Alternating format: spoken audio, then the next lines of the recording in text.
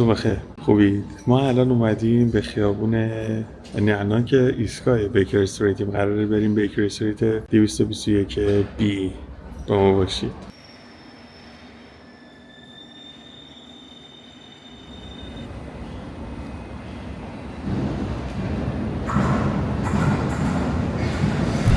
صبحتون بخیر باشه. ما امروز اومدیم به خیابون 221 بی بیکر استریت. موزه شرلوک هولمز، شخصیت خیالی داستان‌های سر آرتور، نویسنده اسکاتلندی.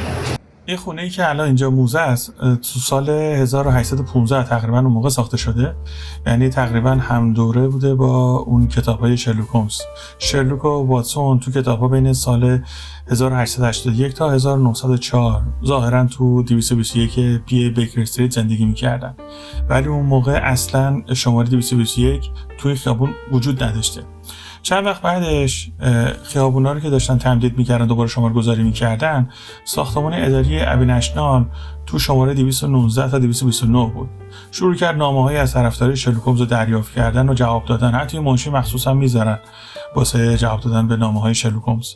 در نهایت تو سال 1990 این ساختمان فعلی به صورت رسمی به عنوان موزه شرلوک هولمز باز میشه. و باش اجازه میدن که شماره 221 بی بیکر استریت، همون آدرسی که تو کتاب بوده، برای این ساختمون در نظر بگیرید.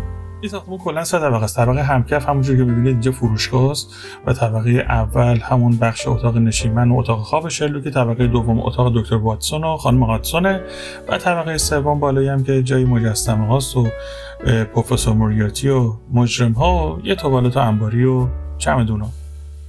حالا وقت بالا رفتن از اون 17 تا پله معروفه که تو کتاب‌ها چند بار بهش اشاره کردن.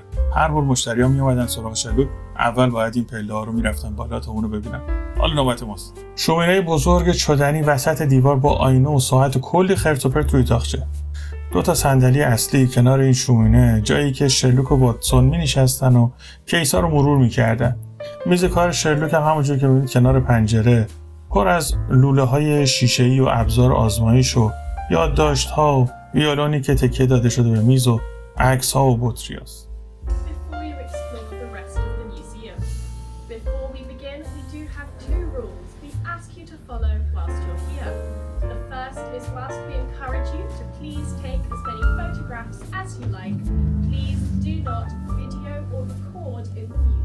اینجا اتاق خواب شرلوکه و اتاقش پر از نکاتی در مورد پرونده است. انگار موقع خوابش هم وسط یک معما. یه طنز تلخی از شرلوک هولمز هستش. ازش میپرسن این عکس‌ها متعلق به کیه؟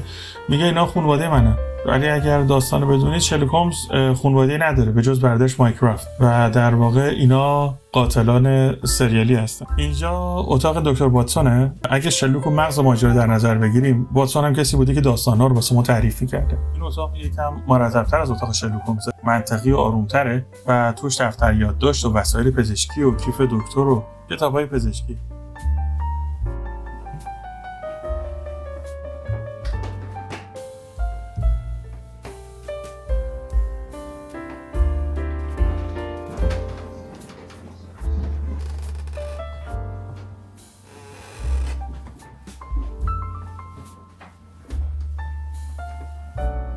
و اینم اتاق خانم هاتسون که اتاق ساده تریه، وسایل خونه داری توشه و قطعاً بدون وجود خانم هاتسون این خونه احتمالاً تو 2 هفته منفجر میشه.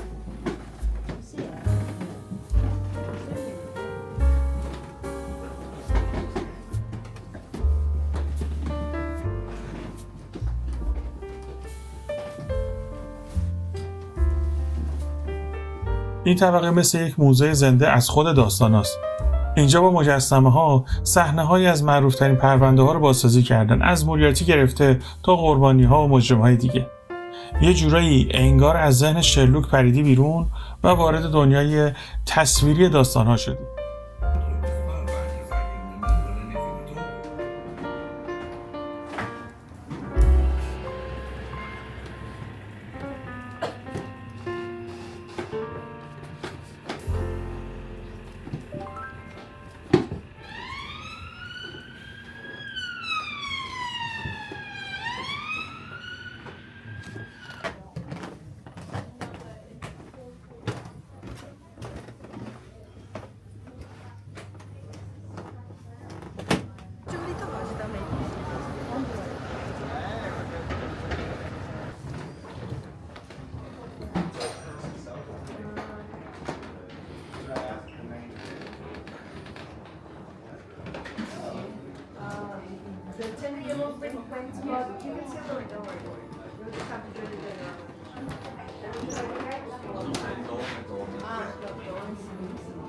بازدید از خونه شرلوک هولمزمون تموم شد و حالا میریم به سمت مقصد بعدی.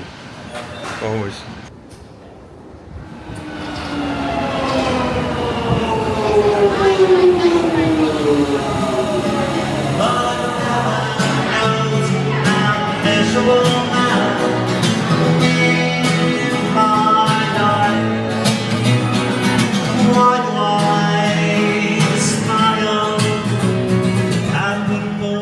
ما اومدیم به گرین پارک که از این ور بریم به سمت باکینگهام پالاس و بعدش هم از اون ور بریم به سمت میوز. با ما باشید.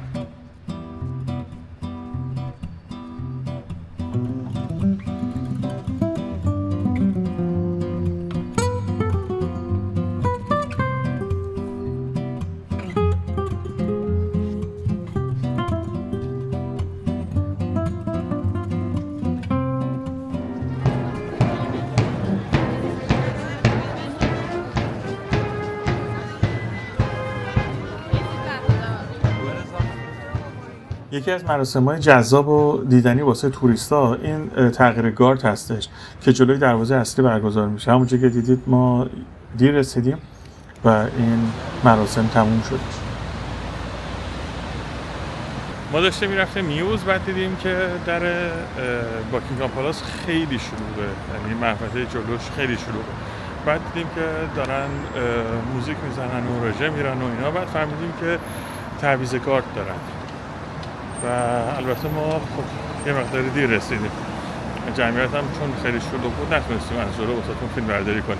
البته با پلیس اینجا صحبت کردم، گفتم که دوباره مراسم هستش امروز یا فردا. گفتش که تو تابستون هر روزه ولی تو زمستون 4 روز ظرف هست.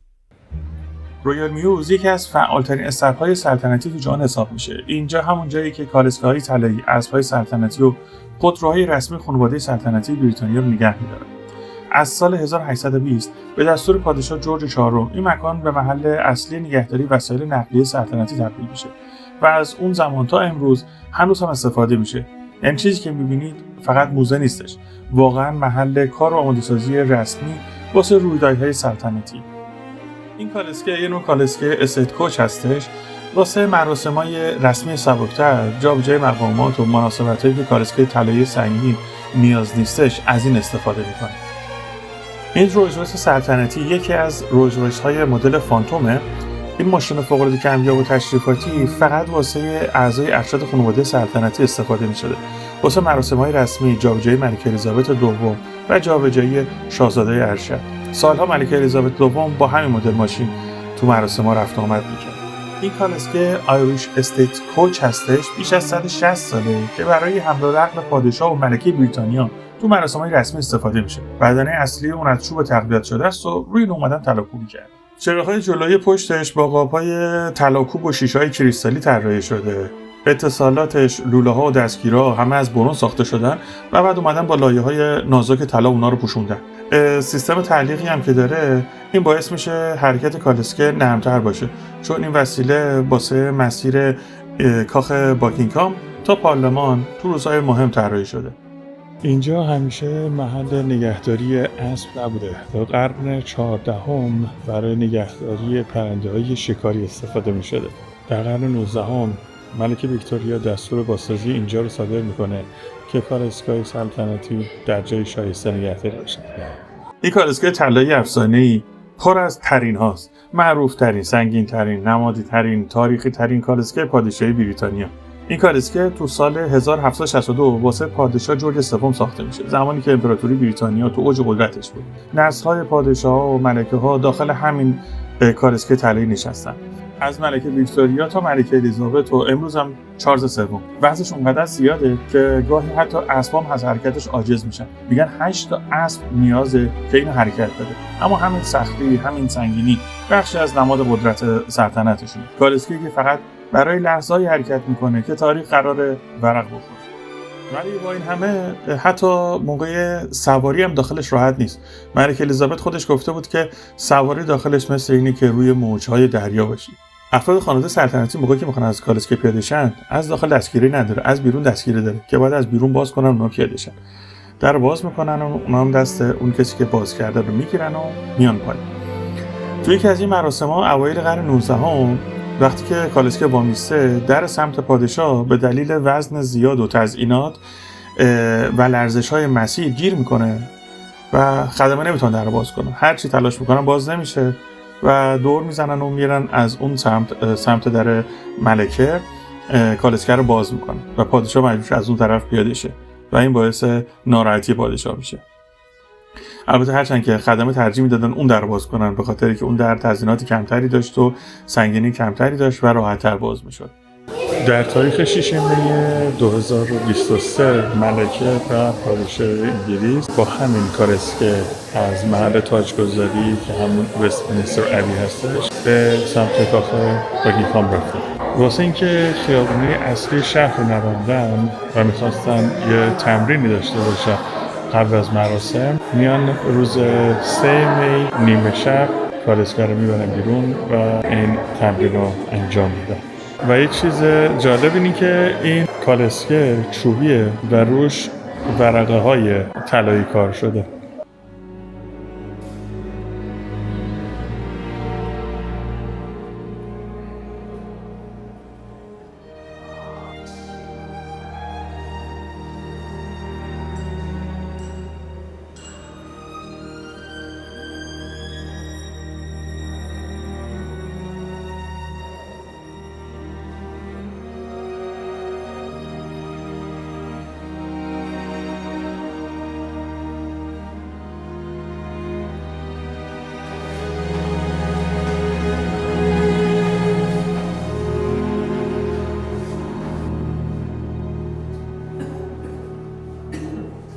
خب تور میوز ما استبل سلطنتیمون تموم شد و الان میخوایم بریم به سمت یک مارکت که من خیلی دوست دارم برم اونجا رو نزدیک ببینم و بعدش گفتیم که سمت غروب بیایم باکینگهام پالاس.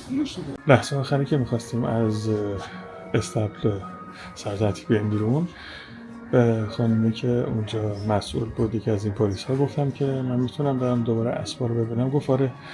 بعد 2 تا اسبن رفتم اونجا دیدم یکیشون نیست. گفتم خانم چی؟ گفتم که یه دونه‌شون نیست.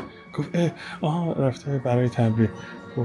گفتش که نه ما میدونیم چیز شده فرار نکرد. گفتم من اطلاع بدم. الان من رفتم دیدم فکر نکنید ما برش داشتیم اینا تو جیبای من نیست.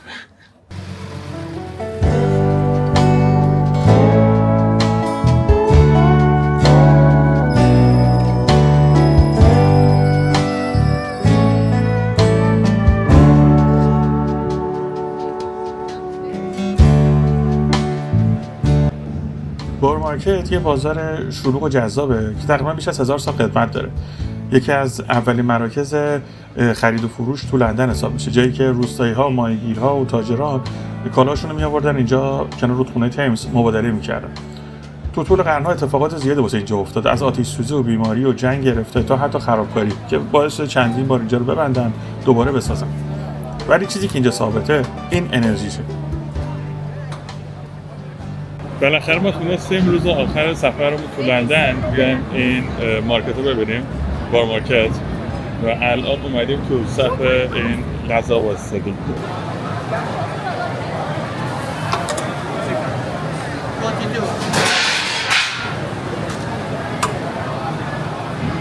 میخوام یه نما از صفی که این رستوران داره رو بهتون بدم. من این غذا رو خیلی تو یوتیوب و این برابر دیده بودم و گفتم باید حتما امتحانش کنم ببینم چجوری. حالا امتحانش ما بالاخره غذا رو خوردیم، یه جایی رو پیدا کردیم که بتونیم واسم اونجا غذامون رو بخوریم. رو راست بخوام بگم، من اگه بخوام بگم 6 از 10 7 از 10 ماکسیموم نمره‌ای که این غذا میتونه داشته باشه. بیشترش جو تبلیغاته. مثلا برنجش نپخته بود و مزهش اونجوری که باید شاید نبودش. 6 از 10 7 از 10 ماکسیموم نمرشه دیگه، بقیه‌اش جوه. گفتم بگم که واسه اونایی که میخوام برم امتحان کنم واسه یه بار ایتس اوکی، ولی چیزی نیست که بخواید بار دوم این امتحان کنید.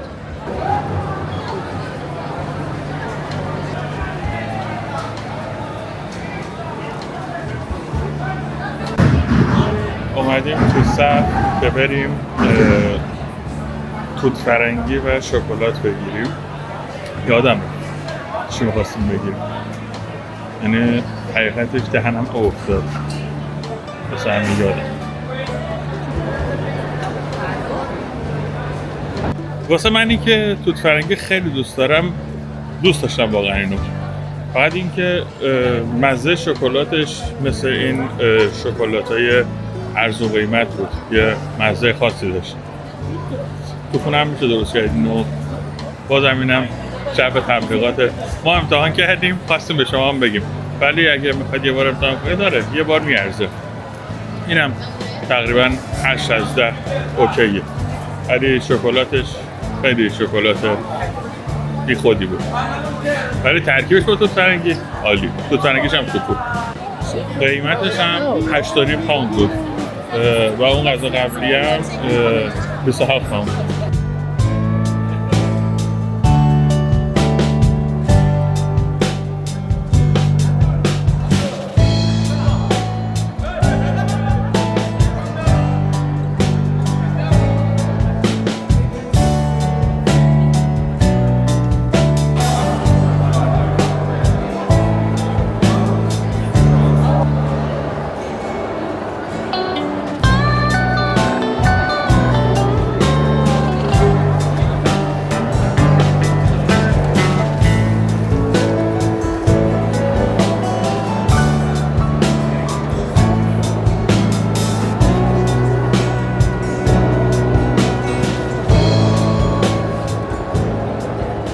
واقعا پنیرهای خوشمزه‌ای داشتن. یک دوزش تست کردیم، واقعا عالی بود. من اگه باشم میگم 10 از 10. تو چی عرفان؟ 10. عالی بود. ببین دوستان عادتی گذاشت. Thank you.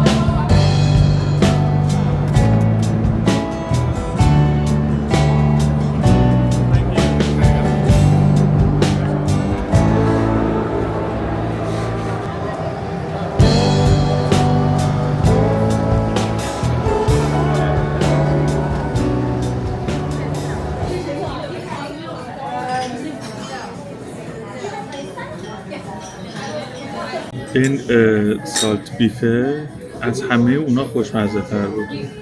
این از همون چیزی که امروز خوردم این خوشمزه تر بود. قیمتش 12.50 بود، 12.50 پوند و مزه‌ش هم واقعا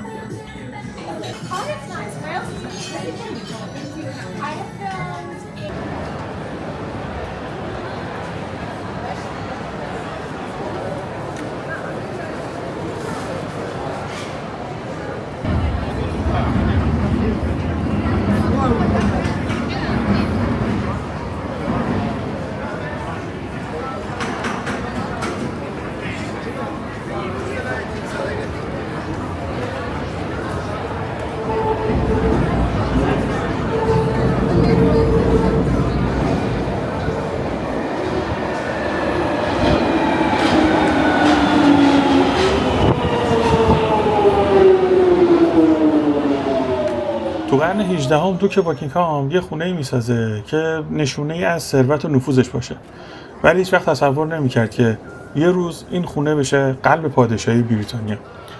وقتی که شاه جورج سوم اونو واسه همسرش میخره، در واقع هدیه عاشقونه به اون میده، این خونه آروم در میون باغ سلطنتی بوده. ولی با گذر زمان این به صحنه از سیاست، مراسم‌های با شکوه و تصمیم‌های تاریخی تبدیل میشه. در طول جنگ جهانی دوم کاخ باکینگهام بمبارون میشه، اما ملکه الیزابت و شاه جورج ششم تو لندن باقی میمونن تا در کنار مردم باشن و با مردم همدردی کنن. همین باعث میشه که محبوبیت این خانواده چندین برابر شه. سالها بعد بالکن معروف کاخ صحنه لحظات تاریخی بوده که از بوسه عروسی شاهزاده ویلیام و کیت گرفته تا جشن‌های ملکه الیزابت دوم و سالگردهای سلطنتش. تو تابستون میشه بخشی از کاخ رو بازدید کرد و میشه از استیت رومز و نقاشی با ارزش و مبلمان تاریخی دیدن کرد. ولی زمانی که میبینید که تو مقابل کاخ وامیستید و ببینید پرچم سلطنتی رو بالا بردن، این یعنی که پادشاه تو خونه است. و زمانی هم که ما اومدیم اینجا زمانی که پادشاه تو همین کاخه و عملا نمیتونیم بریم برای بازدید داخل کاخ ببینیم. اسم این میدون ویکتوریا مموریال هستش. وقتی ملکه ویکتوریا از دنیا رفت، انگلیس میخواست نمادی بسازه که یادآور دوره‌ای باشه که امپراتوری به اوج قدرت خودش رسیده بود. واسه همین این مجسمه ها رو اینجا میسازن. عدالت، حقیقت و مادری، سه ارزشی که ویکتوریا میگفت جامعه بدون اونها سقوط میکنه. و بالاتر از همه اونها فرشته طلایی پیروزی. نمادی از اینکه امپراتوری بریتانیا چطور در دوران حکومت ویکتوریا گسترش پیدا میکنه و جهان رو تغییر میده. خلاصه ای از تاریخ و ارزش‌های یک امپراتوریه. داستان‌های زیادی هولوش این میدون میچرخه، ولی یکی از داستان‌ها در جنگ جهانی اول آلمانی‌ها اولین بار لندن رو با زپلین‌های هوایی بمبارون میکنن. یکی از بمب‌ها کنار ویکتوریا مموریال میفته. تنها چیزی که آسیب ندید شیرای سنگی میدون بودش. همه مجسمه‌ها ضربه خوردن ولی شیرها حتی ترکم بر نداشتن. از اون زمان مردم لندن میگن شیرهای روبروی کاخ نگهبان واقعی پادشاهی هستن. یه جور افسانه شهری میشه ولی ریشش واقعیه. خب اینم از ویدیو امروز و اختتامیه‌شم با کاخ باکینگهام پالاس. شب و روز خوبی رو واسهتون آرزومندم. قربونتون برم تا بعد. اینجا آخرین قسمت از سفر لندن بود. سفری که برای من فقط دیدن چند تا جای معروف نبوده، هر روزش تجربه بود، یادگیری جدیدی، قدم دیگه واسه بهتر کردن خودم و کارم. اگه تا اینجا همراه من بودید واقعا ازتون ممنونم. این حمایت، انرژی، همراهی چیزیه که باعث میشه ادامه بدم، بهتر بسازم و بهتر روایت کنم. لندن تموم شد ولی ماجرای بعدی تازه شروع میشه. اگر این سری رو دوست داشتید حتما قسمت قبلی رو هم ببینید و به بقیه هم توصیه کنید. ما اینجا فقط یه کانال نیستیم، یه سفر بلندیم که هر هفته یه مقصد جدید رو داره. مرسی ازتون که هستید. قسمت بعد، جای جدید، داستان جدید. تا اون موقع مراقب خودتون باشید.